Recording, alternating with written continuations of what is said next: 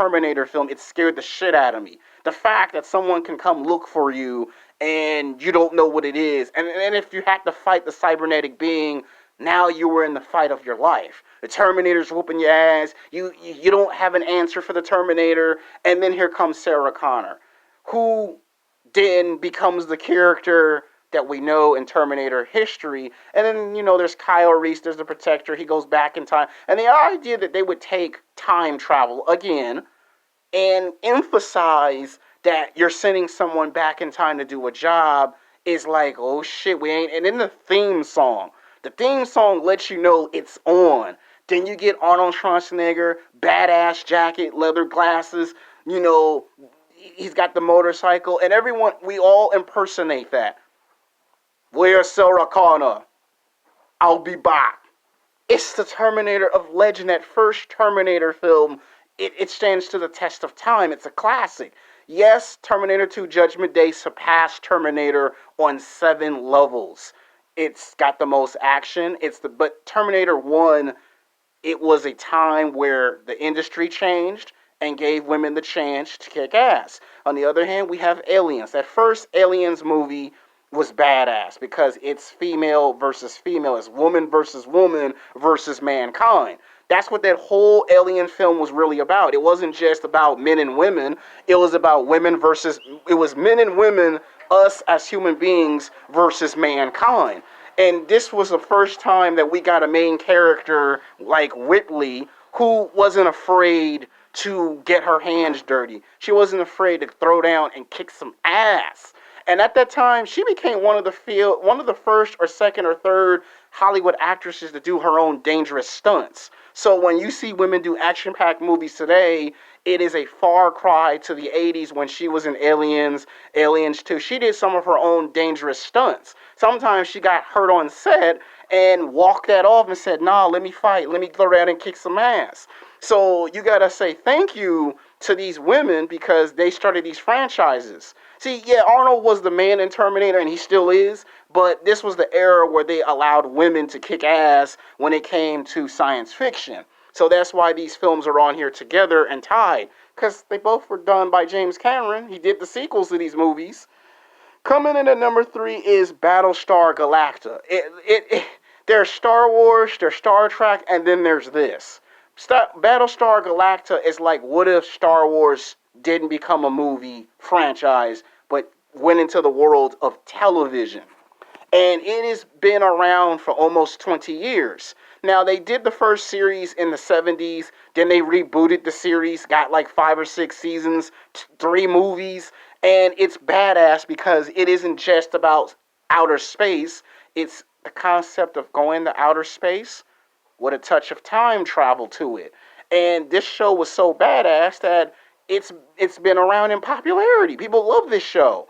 I love the show. Like, I was watching this in the 80s and the 90s, and when they rebooted it, I watched it again. They took characters from the original series and put them in the reboots. Then they made a third reboot of the series. And again, people seem to just love it no matter how many times they reboot.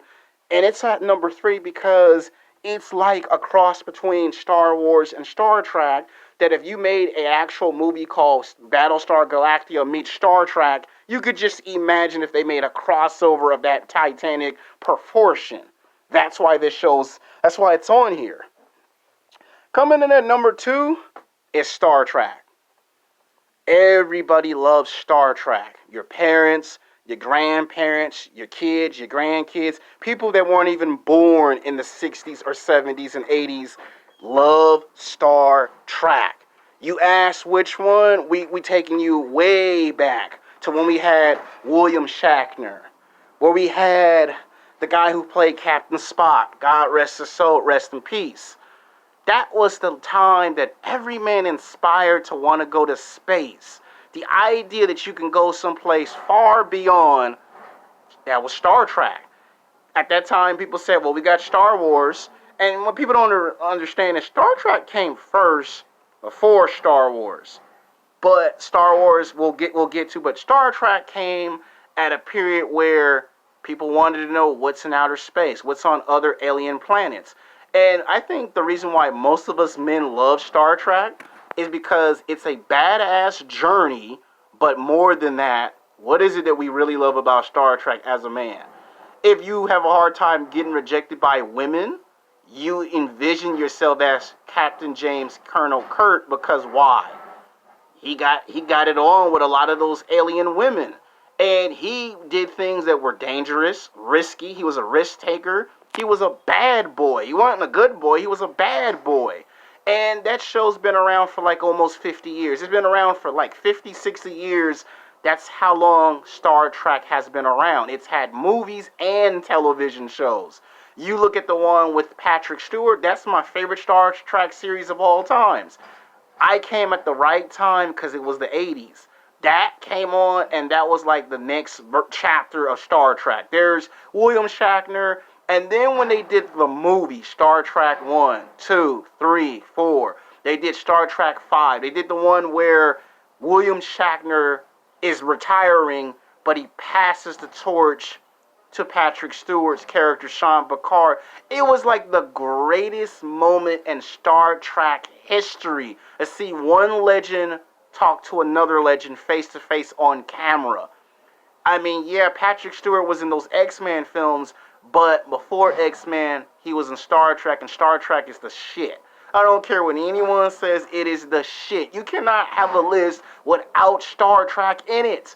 Everyone loves Star Trek. Like, Star Trek is the science fiction show that kicked off all the other shows. It opened the doors. And you have Data, which was one of my beloved characters. When they did the Borgs, the Klingons, you had so many actors on that show become big Hollywood actors after Star Trek. In fact, this made some of their careers. So, to me, you can't have a list without Star Trek. Even the newer ones that J.J. Abrams did, I watched them. You got Khan. It's legendary. I don't know anyone that don't watch Star Trek. My dad loves Star Trek. If it ain't Star Trek, it ain't Star Wars, my dad don't watch it. Me, I love me some Star Trek. I mean, when J.J. Abrams came in and rebooted the film, and it had that theme song, and you see the actor on that badass motorcycle, that ought to tell you what type of character he was. A lot of us envision ourselves of a badass spaceship going into space, doing what no man's done before, and let's go to the further beyond. That's why that third movie in the reboot was called Star Trek Beyond, because it's teasing the idea, if we can go into space, where would you go? That's why we love Star Trek. Coming in at number 1 is Star Wars. It is critically acclaimed. It has been around for the past 30, 40 years. Star Wars is a concept created by George Lucas. Show the man his respect and his due. The man came up with a film in the 70s and did something that no one thought he would do. This one movie called Star Wars. I wasn't even born yet. And when I finally got my grasp of Star Wars, I saw a world that I had never seen before. Luke Skywalker. You know, you had Obi-Wan Kenobi. You had Princess Leia, Carrie Fisher. God rest her soul, rest in peace. You had Darth Vader. And as a kid, I was just memorized that this whole universe, you would have a fight that would take place in space. You would have a fight on another planet. You had aliens. And when the aliens had trumpets and they were singing, I was like, holy shit, I ain't never seen nothing like this. Then you had Star Wars Empire Strikes Back. One of the greatest Star Wars films of all times. Nothing comes close on that magnitude of Empire. Not even the prequels can touch it. I know y'all want to say about the sequel trilogy. We'll get to that in this video. But nothing touches Star Wars Empire Strikes Back. Nothing. That was hands down the best Star Wars sequel. That the climactic moment of Darth Vader fighting Luke Skywalker and him saying, I'm your father, and just him saying, no, that is great drama. Errol James Ray kills it in that moment as Darth Vader. Yeah, I might have butchered his name, but he kills it in that moment when he says, I'm your father. And it's a soap opera because you're seeing Luke say, Ben, you lied to me. Then we get Return of the Jedi. The trilogy comes full circle. His training is complete. You know, you get to see him take on the Emperor. the prophecies fulfilled. The chosen one defeats the emperor and brings balance back to the force. Now the prequels were just mirror images and representations of the original trilogy. To this day, I love Star Wars Phantom Menace Episode 1. The fact that Darth Maul came in, the first villain to never really talk, and when he does talk, he is just basically wanting his chance at the Jedis. Like, when you hear the Emperor, I'm bringing you my apprentice, Darth Maul. At last, we will reveal ourselves to the Jedis. At last, we will have revenge. And then Star Wars Episode 2, The Attack of the Clones, yeah, it was romance. You know, it wasn't really what people wanted. Star Wars Episode 3, I loved Episode 3. We got to finally see the transformation of Anakin Skywalker going to the dark side as Darth Vader. And the iconic breathing. Every Star Wars film, when he breathes, somebody in the movie theater has to imitate it. You don't know the power of the dark side. Yeah, I know it's a poor-ass imitation of Darth Vader's voice, but the breathing, it's legendary. If you don't hear Darth Vader breathing, it's not Darth Vader, and when you think about it, Darth Vader is Star Wars. And if it weren't for George Lucas, we would not have this worldwide fame. And then, of course, we had the sequel trilogy, Episode 7. It was nice to see the flashbacks. Episode 8, a lot of people are indecisive. Episode 9 kind of left you hurt, but satisfied in some ways. And then we have Star Wars, a Star Wars story. And for me, I wanted some more of that because I got to see Darth Vader and his prime. That scene where the lights go out, you don't know what's in the dark. That intense song comes on, the lights, all of a sudden you see the lightsaber, the breathing, the fact that they're running, and then he takes them out so fast. It's like, if we could have gotten a Darth Vader standalone movie with just Vader, pick up after Episode 3, put Darth Vader to take on the Jedis that escape Order 66, I wanted some more of that Darth Vader. That Vader right there scares the shit out of me because you just don't have an idea what that Vader's gonna do. The Vader we saw in the original trilogy, you knew what his motivation was. You watch Empire Strikes Back, I have my favorite Darth Vader scene of all times. Your lack of faith disturbs me.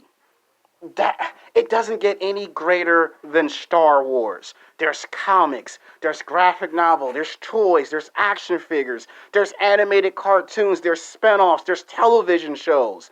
And to have Mace Windu in it is badass. You got Samuel L. Jackson, it makes it even better. You got Yoda, you got Baby Yoda, you got the Mandarin.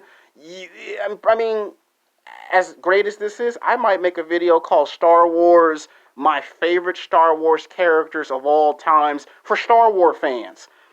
This is number one. It is Star Wars. Now, I know in recent time, the sequel trilogy hasn't really done what we expected to do. Can Star Wars come back and bring that feeling back? When you hear that song and the trailers and your hair stand up and Luke Skywalker talks about what happened in Return of the Jedi, your hairs stand up. The minute you see the iconic helmet of Vader and you hear the breathing, that is Star Wars. So there you have it at number one. I apologize if the video is longer than expected. Most of my videos are. Until then, peace.